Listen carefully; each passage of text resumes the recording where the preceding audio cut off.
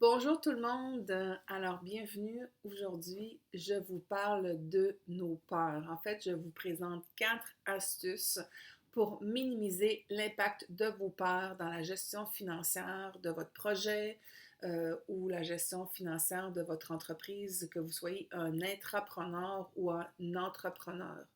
Alors, mon nom est Nathalie Niemeyer. Je suis une entrepreneure vraiment passionnée. Je suis gestionnaire de plusieurs entreprises que j'ai démarrées depuis plus de 25 ans. Ça fait presque une dizaine d'années que je fais du coaching et je suis spécialisée en gestion financière comportementale. Je vais vous dire c'est quoi cette bébête-là, mais vous allez voir ça au fur et à mesure que vous allez écouter la vidéo. Alors, commençons tout de suite par la première astuce. Avant de vous présenter l'astuce, je vais vous raconter l'histoire de Jocelyn. C'est pas son vrai nom. Jocelyn vient me voir puis me dit, écoute Nathalie, j'ai un projet en tête, j'aimerais ça que tu m'aides à faire des projections financières, à regarder tout ça, ça fait du sens. Puis je vais te présenter en même temps ma femme.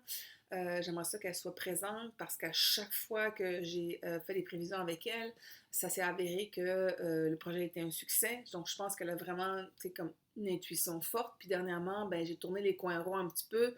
J'ai pas eu le temps de lui en parler, puis je me suis lancée, puis ça a été un vrai flop financier, alors vraiment, je veux qu'elle soit là. Je t'avertis aussi, par contre, elle n'est pas très très bonne en mathématiques, fait qu'il va falloir que tu t'armes de patience pour vraiment lui expliquer tout ça, comment ça fonctionne, etc. Parfait, c'est ce que je fais moi dans la vie. Fait que on démarre tout ça. Puis vous allez voir au fur et à mesure, là, puis c'est quoi le lien avec les parts. Donc tout ça, présentement, vous ne voyez pas, vous le voyez pas encore, tout à fait le lien, mais ça va venir. Commençons par l'astuce 1. La première astuce, en fait, ce que je vous propose de comprendre, c'est d'être conscient qu'on a des biais cognitifs. Alors, c'est quoi un biais cognitif? C'est une distorsion systématique que notre cerveau va faire ou va nous amener à faire parce qu'il traite et interprète et analyse l'information pas toujours comme il devrait le faire. Okay, donc, il ne nous amène pas toujours à prendre la meilleure décision et ça, c'est systématique. C'est comme quelque chose qu'on ne peut pas contrôler, qu'on a tous un peu. Fait que si vous pensez que vous êtes meilleur que les autres, pas cette fois-ci. Alors, le fait d'en être conscient, mais là, à ce moment-là, ça nous amène ailleurs, c'est que ça nous amène à revoir où notre cerveau nous amène pour réfléchir autrement et à ce moment-là, on est capable de, en fait, contrer un petit peu les biais cognitifs. Le biais qui nous intéresse aujourd'hui, c'est ce qu'on appelle l'aversion de la perte. Donc, la peur de perdre. Hein? Je pense que ça le dit bien. En fait, la peur de perdre, elle est beaucoup plus grande que le plaisir de gagner ou que l'envie de gagner. Certains des experts vont dire 2 fois plus. Puis d'ailleurs, tout ça, ça a été prouvé scientifiquement, c'est pas juste du blabla. Puis lorsque je suis en atelier, je fais une petite animation pour faire comprendre comment est-ce que c'est fort, ce biais cognitif-là. C'est tout simple, on est autour d'une table, je donne à chacun 20 fois 1 dollar pour faire des mises. Alors, soit que je prends 25 cents que je lance, puis selon que ça tombe sur pile ou face, vous pouvez garder votre mise ou gagner non seulement votre mise, mais votre mise est 25 cents de plus. Donc, la mise est toujours maxée à 1 dollar. Donc, vous êtes capable de gagner 1 dollar et 25 en plus de garder votre mise. Alors, si on s'assoit, on a un petit peu de recul par rapport à tout ça, ben c'est clair qu'il faudrait miser à chaque fois statistiquement. On a une chance sur deux de gagner, mais la fois qu'on gagne, on gagne beaucoup plus que qu'est-ce qu'on parle. Donc, il n'y a aucune raison pour ne pas miser à chaque fois. Pourtant, même si ça, c'est logique dans la tête de tout le monde, c'est pas dans les faits ce qui se passe. J'ai rarement plus que... En fait, c'est très, très rare là, que plus que 20 ou 30 des gens vont avoir cette stratégie-là en place. Aussitôt que les gens commencent à perdre plus d'une fois, donc en fait 2 ou 3 fois de suite, à ce moment-là, la peur prend sa place et puis les gens s'abstiennent de jouer parce qu'ils veulent garder leur argent. Alors, c'est juste un jeu, on s'entend, alors c'est pas de la vraie argent, on redonne l'argent à personne. C'est vraiment juste pour comprendre comment que notre cerveau est biaisé. Alors, ça le montre un peu aussi que face à l'incertitude, face à cette perte potentielle, les individus vont être beaucoup plus enclins à adopter des comportements de contrôle. Ce qu'on ne veut pas dans une entreprise, parce qu'il n'y a personne qui aime avoir trop de gens qui sont là pour contrôler un petit peu tout. Bon, ça prend un peu de contrôle, mais pas de façon à nous limiter dans nos bonnes décisions. Alors, c'est ça la version de la perte. Fait que d'en être conscient, je pense que ça peut nous aider énormément dans la gestion de cette part-là. La deuxième astuce, ou l'astuce numéro 2, c'est vraiment de considérer la part dans l'analyse de nos projets. Alors, et quand je dis la part, elle est différente pour chacun d'entre nous. Souvent, en gestion financière, on a envie de parler de la peur de perdre de l'argent. Puis d'ailleurs, c'est ce que j'entends. Mon projet est resté sur la glace, Nathalie, tu sais, je pense pas que ce soit vraiment rentable. J'ai refait les chiffres, puis finalement, la rentabilité n'est pas là. Je suis pas capable de financer mon projet. J'ai pas les ressources financières pour démarrer le projet. J'ai peur que, même des fois, là, j'ai utilisé le mot peur, mais souvent, ils vont même pas utiliser le mot peur. C'est vraiment une certitude qu'ils ont. Parce que la peur les contrôle, que le projet va avoir un impact financier négatif sur le reste de l'entreprise, etc., etc., etc. Donc, considérez la peur dans l'analyse de projet, pas juste la peur de perdre de l'argent, comme je vous disais, ça va beaucoup au-delà de ça. Il y a 5 peurs en tout. Donc, les 4 autres, peur de perdre du temps. Ben oui, des fois, on peut être pris dans un projet pendant 2 ans, puis si ça ne marche pas, ben on vient de perdre 2 ans de notre vie, mais aussi perdre du temps qu'on aurait peut-être investi dans une passion ou qu'on aurait passé avec notre famille un peu plus, à prendre soin de nos proches, nos enfants, notre conjointe, peur, ou alors d'avoir pas eu de temps pour voyager. Dans mon cas, moi, lorsque j'ai lancé ma première entreprise, c'était majeur. Moi, je suis née dans une valise.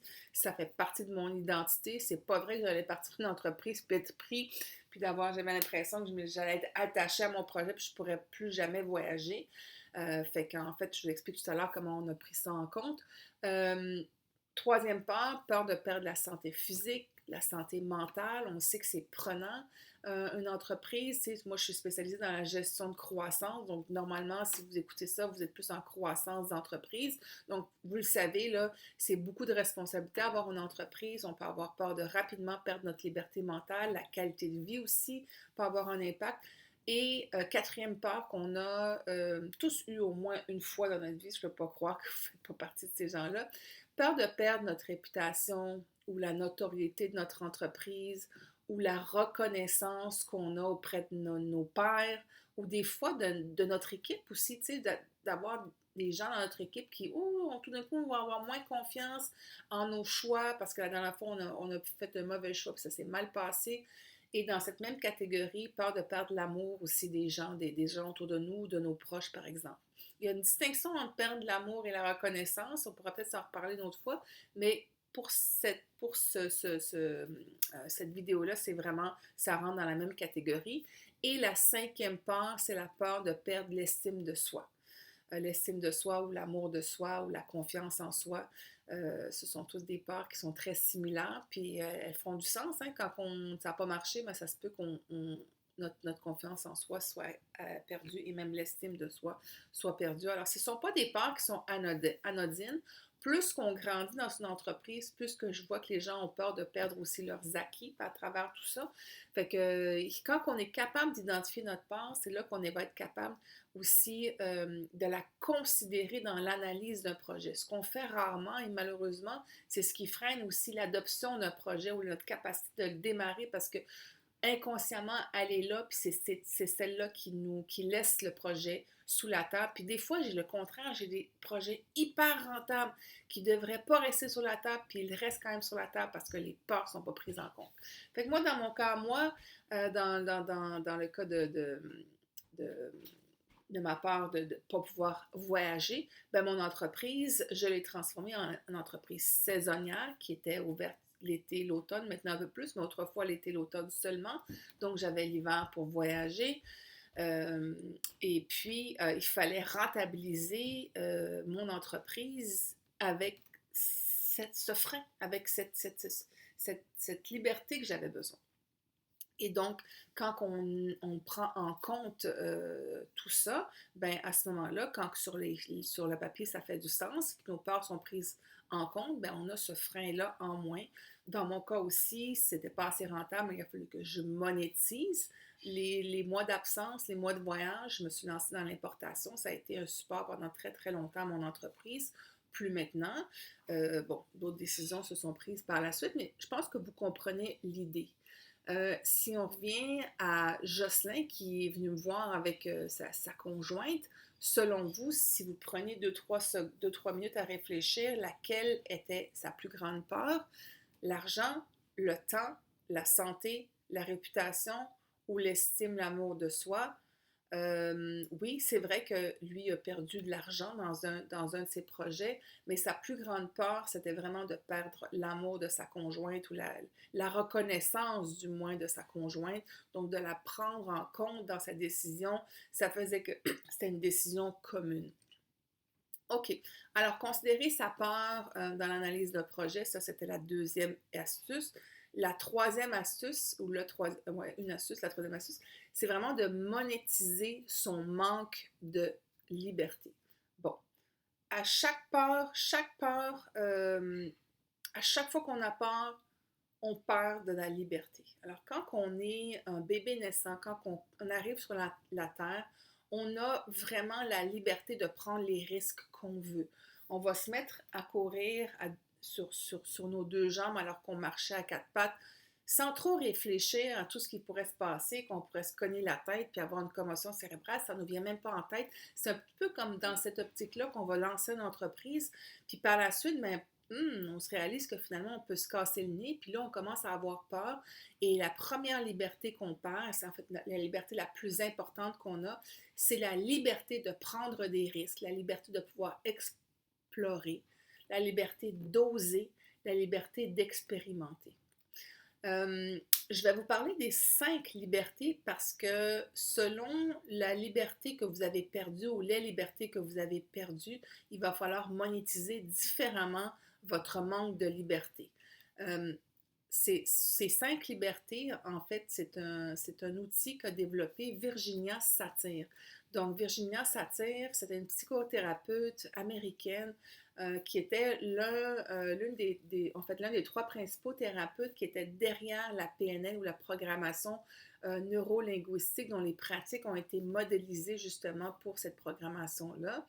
Donc, elle en parle de 5 et la plus importante, c'est celle que je vous ai nommée, mais il y en a d'autres. C'est comme ça fonctionne un petit peu par étapes, si vous voulez. La première étape, la première liberté qu'on a, celle par laquelle il faut commencer quand on a l'impression de ne plus avoir aucune liberté, c'est d'être capable d'avoir la liberté de voir.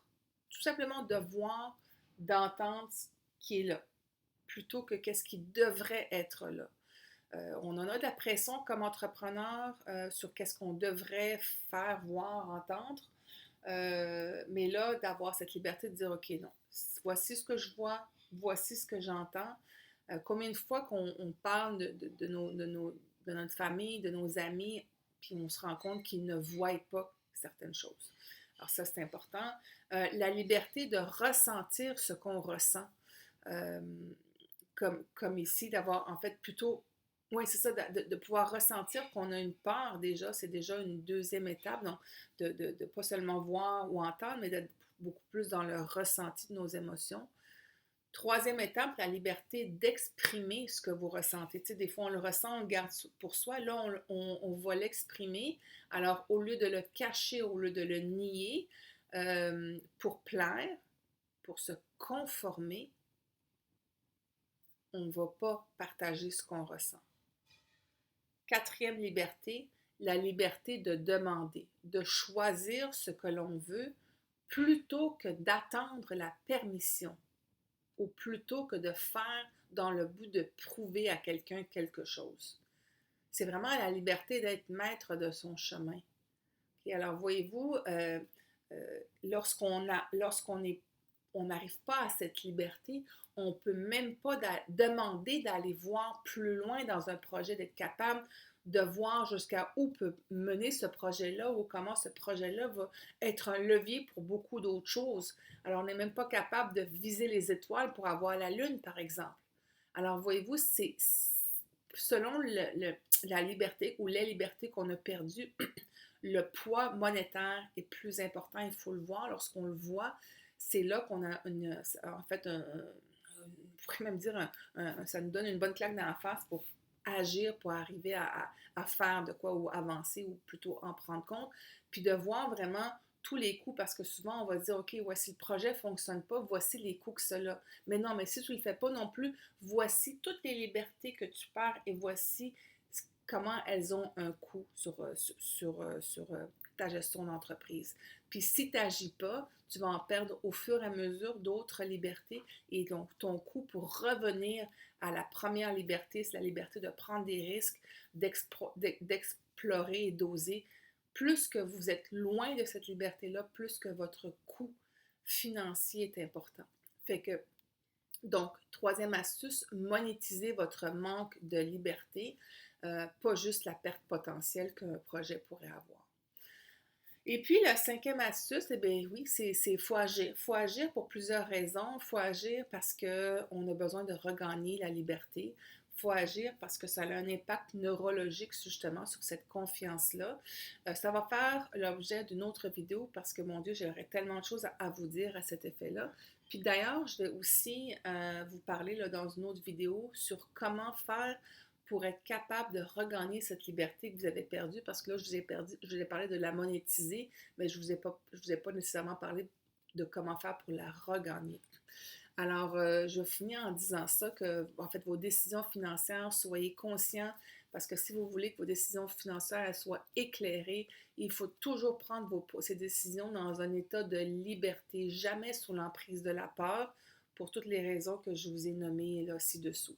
Alors, je vous laisse avec ça. Je vous laisse aussi avec la réflexion sur où en était notre fameux Jocelyn dans ses pertes de liberté. Alors, je pense que vous aviez compris aussi là, que la perte, en fait, son désir ou son besoin toujours d'attendre sa permission, c'était là où est-ce qu'il avait commencé à perdre un petit peu de liberté. Puis on s'entend, ça n'a rien à voir avec sa femme. C'est vraiment une vision que lui avait, mais qui le limitait beaucoup là, dans sa capacité de gérer financièrement bien son entreprise.